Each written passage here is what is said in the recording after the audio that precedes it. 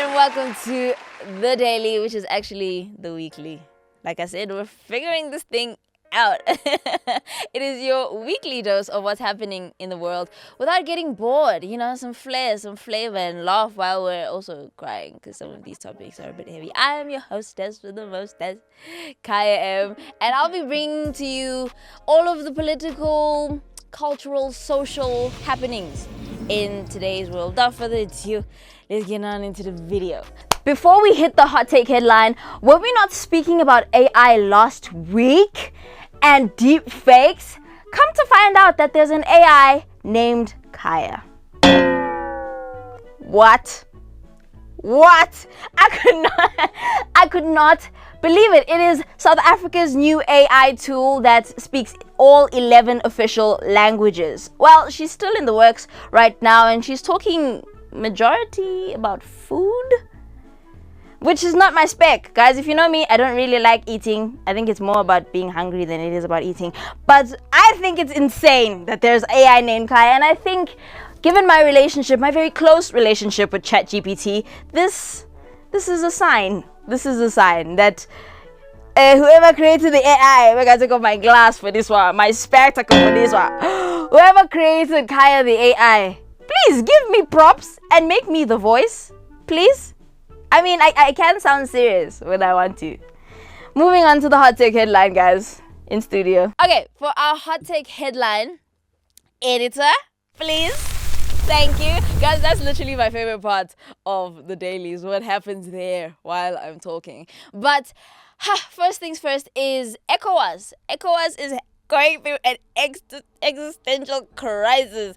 If you're not politically aware, zero in, focus, okay? ECOWAS is the Economic Community of Western States, which is a political, regional, and economic union aimed at ensuring the economic well-being, growth, and political stability of Western states. That's for you who's not clued up. Back to you. Okay, so they're going through an existential crisis and also a breakup at the same time. It's happening congruently. Why? Because Burkina Faso, Mali, and Niger have pulled out of ECOWAS. And on the one hand, we're all saying, okay, you pulled out of ECOWAS because they sanctioned you due to your many military coups.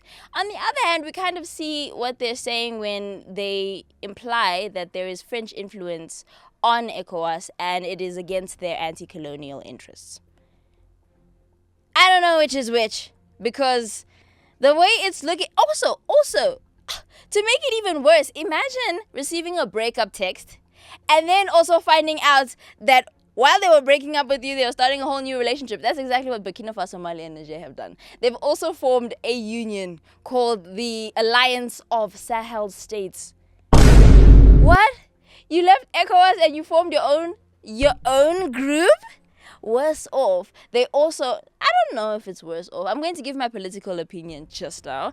But they also want to form their own monetary union, essentially creating their own currency away from the franc, the CFS franc, which, look, we've seen Burkina Faso's movements over the past few months, very progressive, very Pan-African. I don't think it's very Pan-African of them, though, to remove themselves from ECOWAS. But most analysts say that ECOWAS lost its influence many, many years ago. And the timing of these three states leaving ECOWAS is a bit odd because they're celebrating their 50th anniversary. So let's zero into how this affects you, actually, before I go on yapping about the politics of this hot take headline. One, if you live in West Africa, this can affect the way you trade. It can affect your money, what your income looks like. It can affect the way you move as well from border to border. And it can affect how you send money across states, given their desire to change currencies. If you're in other parts of Africa, you may be feeling a little unstable right now because there is also the concern that other countries may pull out of ECOWAS. They may be influenced by the 3 countries that have left. Just also for context sake, the 3 countries that have left only make up 7% of the GDP of ECOWAS countries. So it's not so destabilizing, but it may be cause for concern if your country is also considering pulling out of ECOWAS. Me personally, let me say my political. Let me clarify. I'm a political science graduate amongst many other majors, so I am qualified to give said opinion. Anything post-colonial for me is always a red flag. But we are well aware that many African countries are under post-colonial influence. If they sniff the rat might be there. You know what I'm saying? If there is something fishy about ECOWAS, then it is safer to pull away, especially if you are 1, Pan-African, 2, you are anti-colonial, anti-post-colonial as well. So I don't know what the call to action is here.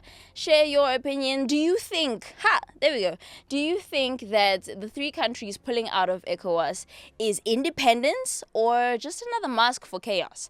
For me, I want to wait and see, because it is only 3 of the many states that make up ECOWAS, and I don't think it's cause for concern until at least 30% of ECOWAS's GDP pulls out of the union.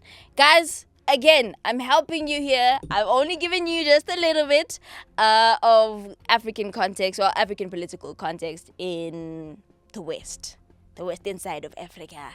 But it's always good to do your own research. The sources are in the description box. Without further ado, let's move on to Beyond the Buzz, which is a fashion segment presented by yours truly.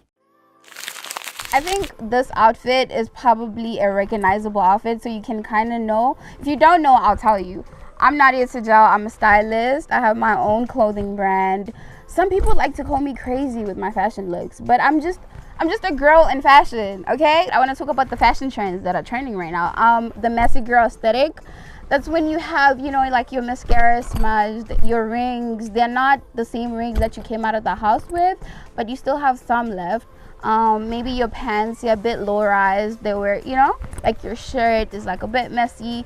These are all those small things that make your everyday look really elevate. A lot of people always ask me what's the key to like looking good, but like sometimes those small slip up on your fits really does elevate your look. So that being said, with sustainable fashion, it's not about how much the outfit costs, it's about how you put it together. You can have a thrift store outfit that's worth about like, let's say 100 rand. The pants were 80, the top was like, and it's really chic. So y'all need to get into your thrift bag and check in Gen Z fashion, which is sustainable. I'm Gen Z, so yeah, you need to listen to me a little bit more. I mean, do you see my outfit today? Yeah. So I'm talking about the Shaka Ilimbe Season 2 premiere. I really liked most of the looks. Some of them, I'm not sure, but I really liked them. The fact that people were able to gather up material and just actually complete a look with that type of theme. I'm not sure what the theme was, but it definitely was a theme, because that is not regular fashion. A lot of people are not pulling up like that on a daily, so that really aids, okay? Yeah, we'll give you your props. And also, I think talk about local brands that are really popping and bringing out fashion always. I think we have FYM. They're back. They have a new collection. Really good sets for the girlies. I think y'all should check that out. Saints Club, literally one of my favorite brands actually. They have the new hoodies.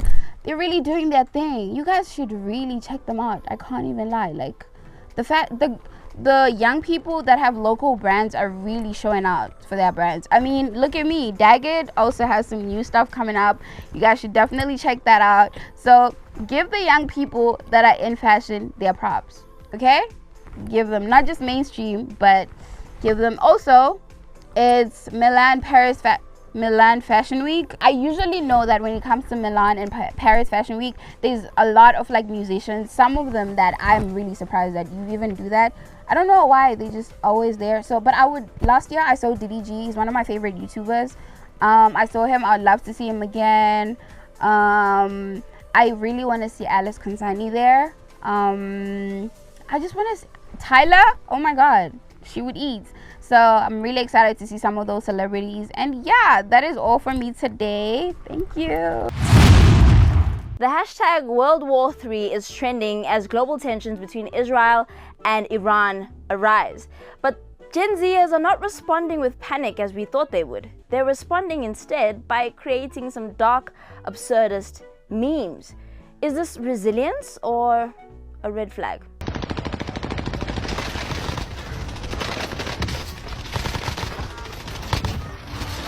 Global's about to go live. Come in.